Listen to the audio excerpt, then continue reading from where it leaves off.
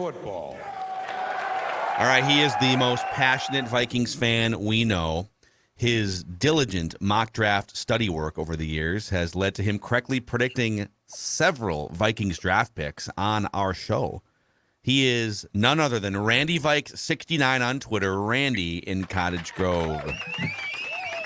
Hello. Thank you. Randy, how are you coping with the third Vikings loss of the season, sir? Couple of different ways you can look at that. If you want to go glasses half full, we just sort of took the gas off took the pedal, lifted the pedal, took the gas off. Yep. We didn't play Harry. We didn't play. Darisaw didn't play. If this is a playoff game, those guys are what they call full go. Mm-hmm. I firmly believe that. So, pretty unlikely that a lot of our, positioning is going to change too much the rest of the way. So, on one hand, maybe they took the gas off, just kind of had what they call a breather, sort of like a regroup, like a bye kind of a week. But on the other hand, you got a guy across the sideline named Dan Campbell who we wanted to try our ass off for, and we did.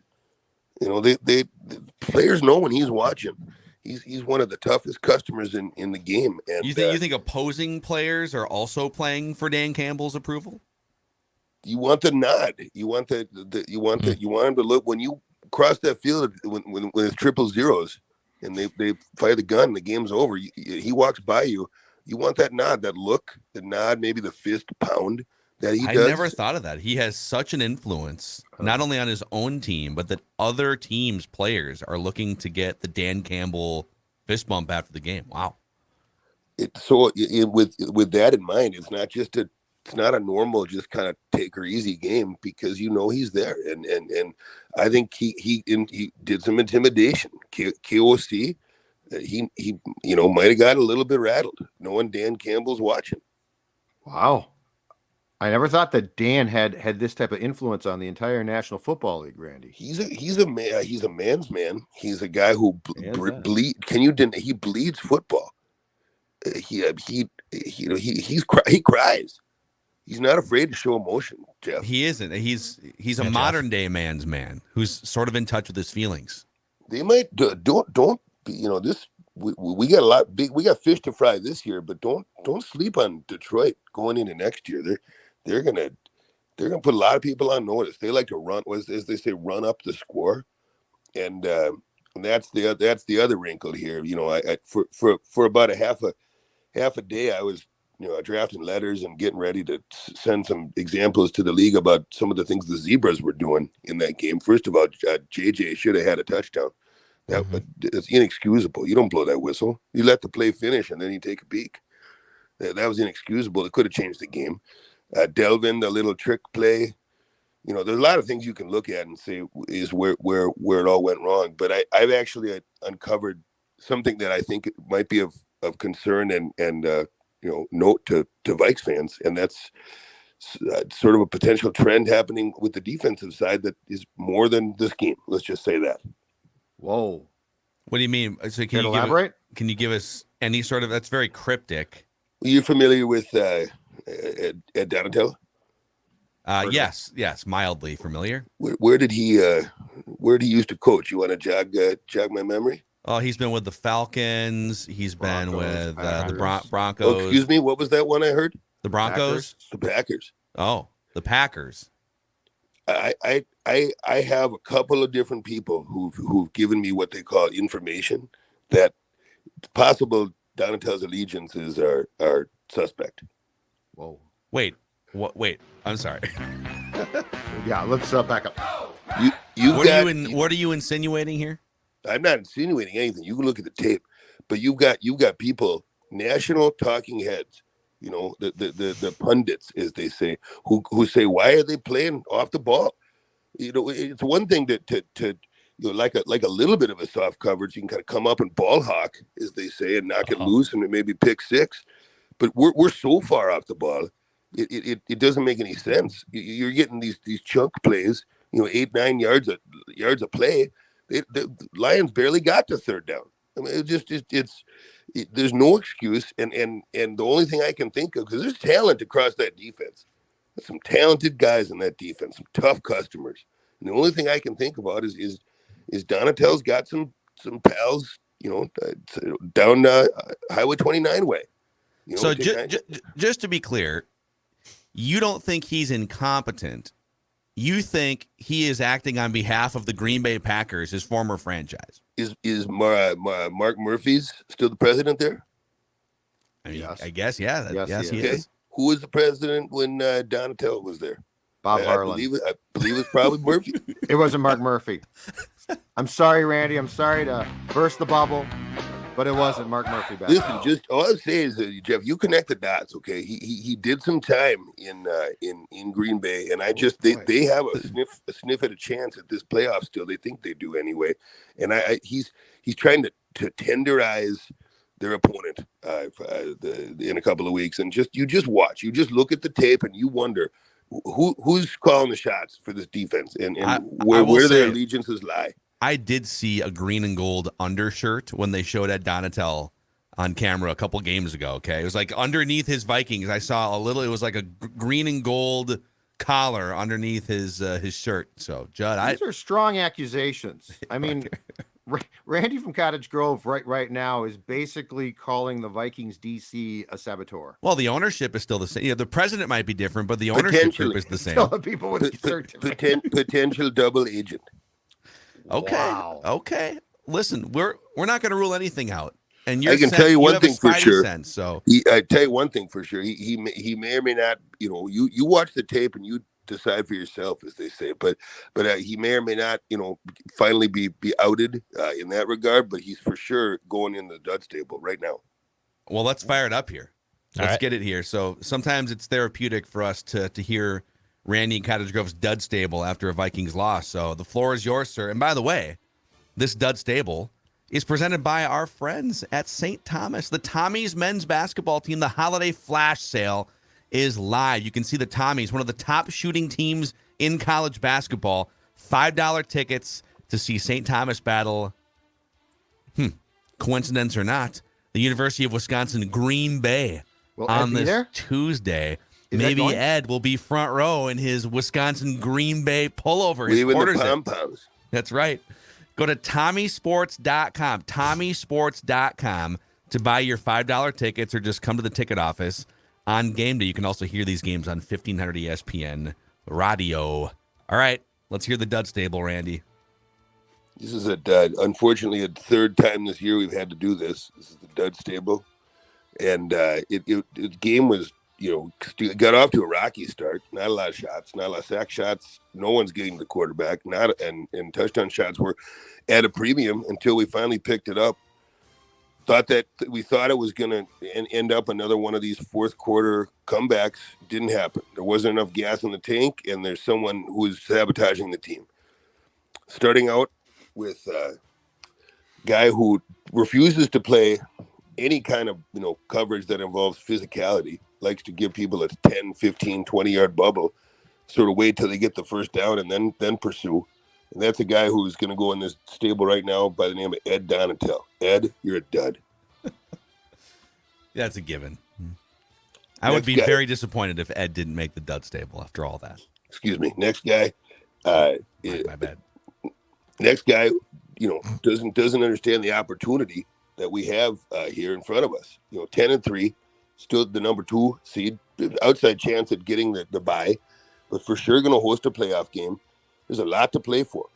You think Jared Goff is the best guy you're going to face under center? No, there's a lot of guys who can slice and dice. Randy? I think we might have lost him. Randy? Randy, are you still there? Randy? Okay, we heard slice and dice, and then your Randy, reception got sliced and diced. This is a guy who can come in and slice and dice, and Jared Goff, and there's a lot of guys who can do just really zig and zag better than him. And if you don't change your scheme, you don't change the way you play, the way we play, the way we pursue, there's going to be a lot of problems. So I'm putting you in twice. Ed Donatel, you're super dud. Wow. Okay.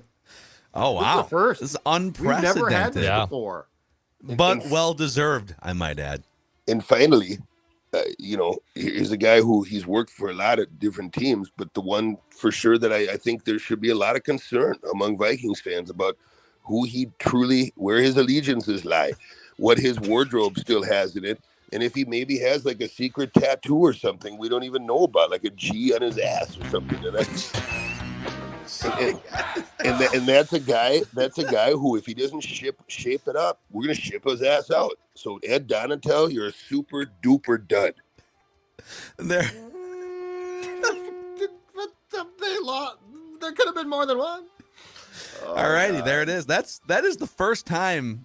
How many years has he been jumping on here doing the dud stable? I think this is like year 4 maybe of the dud 4 or stable, 5, the yeah. stud stable. Yeah. That's the first time someone has, I think, taken all 3 spots. The hat trick.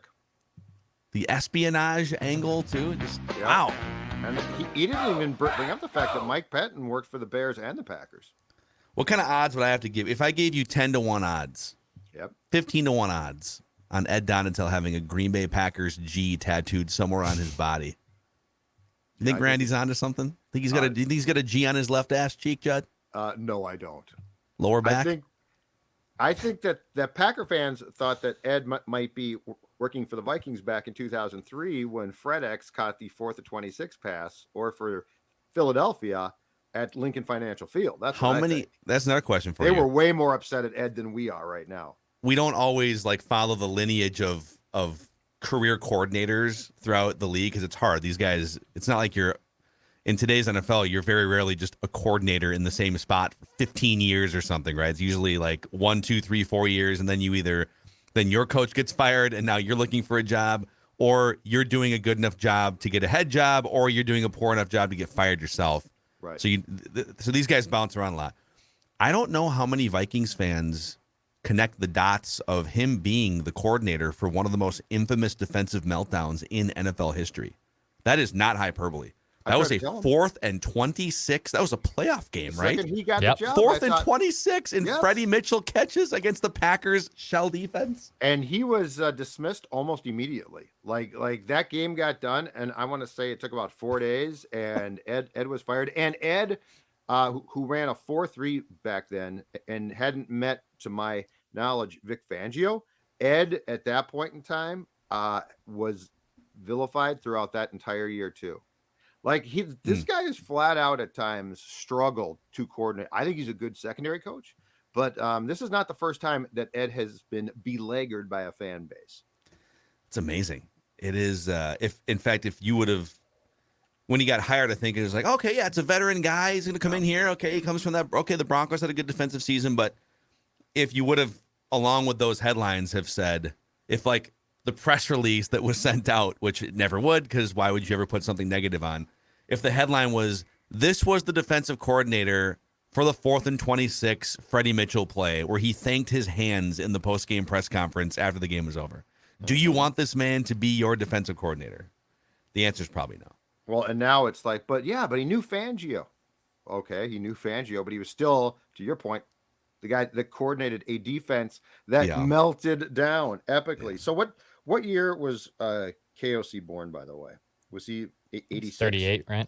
85. Because him and I joked about being like, so he was 18. So he was 18. So 4th and 26 probably didn't stand out to him. Dude, I remember that like I remember yesterday. the play. Yeah, me too. And I was 12. But you guys are in town here and watch Packers games when they're in the playoffs. I'm just saying.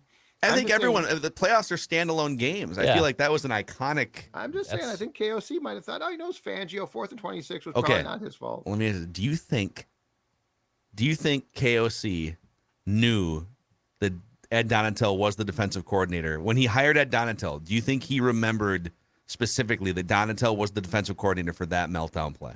Yes. Do you think he knew? But I don't think he knew. You look at a guy's resume, like, 20 years ago he was with the Packers, whatever. I think he knew, but I'm telling you, I don't think he probably had the comprehension that fans in the Midwest have of just how bad that whole thing was. I mean, that Packers team was destined for, like, Brett's dad had just died, right? And they play Seattle first round, and that's the one where where they do the coin flip to start OT, and Hasselbeck says, we're going to take the ball and we're going to score. And the Packers, and he immediately throws a pick. The pick and six. then you're up 14-0 in Philadelphia in the divisional round. Yeah. And it's like, oh my God, this is like team of destiny, man. Yeah. Well, and plus, last game, you're basically cooked. You're done. And the Vikings lose to the Cardinals. Yeah. So I'm just saying, I think here you probably recall the particulars a little bit more than young Kevin O'Connell did out in, I think, San Diego at the time. Okay, let me ask you this. So I was in the press a Minnesota sports writer, but they were 2 years of sending you out to cover the Packers for a Minneapolis newspaper before you covered the Vikings. So you were covering that Packers team. And we just went through on the first half of Mackey and Judd our 9 most beleaguered coordinators in Vikings history and how they all met their demise. And we're going to go over some of this in more detail on Purple Daily today, but KOC basically gave a half vote of confidence saying yesterday, we're going to look at everything. We're not taking play calling duties away, certainly not considering like a move or firing him or anything. We're just going to try and get an all hands on deck approach this week. Knowing what you know and covering the league for 20 plus years, how does this play out with Ed Donatel from now until March? Like through the season, the postseason, how does this play out? We're not going to get to March with Ed. This plays out with if they have another bad game in the next couple games. I think they probably take away play calling. They might not announce it. Like I could see Kevin trying to Ed still, because I do not think that in season, unless Ed walks, he's going to be let go. And you don't want to publicly humiliate a guy he's been helpful, I'm sure, to Kevin O'Connell. Mike Pettin might not be a Fangio guy, but he's coordinated, and I know he's not perfect. He's had some problems too, but he's also had some successes. And Mike Pettin coordinated 3-4 defenses himself previously. So to me, this is also about taking the chess pieces and using them in smarter ways. So it's not just a scheme. It's okay, how can we get more consistently so that guys like Daniil Hunter show up? But I think shortly after the season ends, short of like a Super Bowl win, which I just don't foresee. But anyway, if the Vikings lose in the first or second playoff game, I think they part company with Ed a week after the loss. So you think there's a chance he could get fired in the regular season still? No, I'm December. I'm saying I don't think he does. I think he could lose play calling if they have another bad game. But I think he gets fired about a week after the season comes to an playoff loss. Gotcha. And I am still seeing that there's, some scuttlebutt, and I think it's probably legitimate that Brandon Staley might get fired by the Chargers. I just think having a defensive guy for Herbert doesn't make a ton of sense. It doesn't. You look at all of these KOC types, right? I mean, Herbert should be tied at the hip with a guy who appreciates him. You know what? I don't know that Staley is necessarily like the be all end all answer, but I think what Staley did. This is the crazy thing about Staley.